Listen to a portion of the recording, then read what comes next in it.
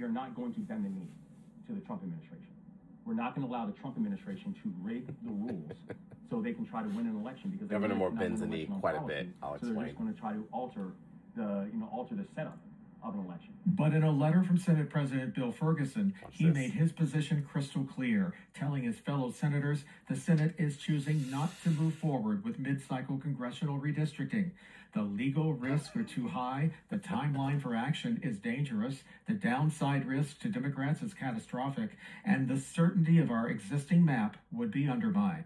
That is where we are today. So just to get you caught up, Governor Moore has been insistent that Maryland redraws its congressional districts because we have one Republican, and he wants to get rid of the one Republican that we do have. And so he wants to gerrymander, literally intentionally gerrymander Maryland's maps so that there are no Republicans that are in Congress from Maryland. This is part of a broader national fight.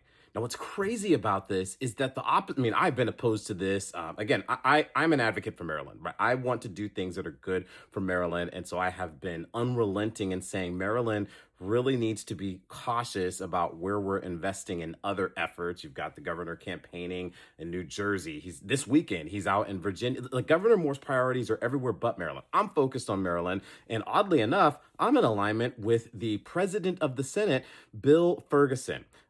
He is the leader of the Senate, and Bill Ferguson is on the record saying we're not going forward. Now, let's analyze Governor Moore's statements earlier. He's like, it doesn't matter what anybody says, we're moving forward. Governor Moore has a losing record when it comes to the Democrats in Annapolis. They walk all over him. They steal his lunch money. They bully him.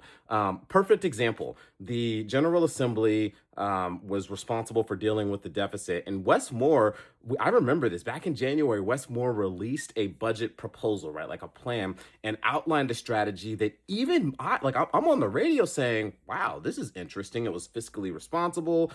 He wanted to really dial back on new taxes, was very insistent that we not impose new taxes. He laid out a fairly reasonable plan, and the General Assembly laughed at him. Like, they literally ignored almost all of his proposals. They gave him a little bit here and there. The General Assembly owns Governor Moore, and he has no backbone when it comes to dealing with them. So when Senate President Ferguson says they're not redrawing the maps, I'm telling you, I don't care what Governor Moore says, they're not redrawing the maps. So that's how that drama is playing out. Again, a lot of this it really does come down to where Governor Moore's focus is, right? He wants to be the president. He's aiming for a national stage.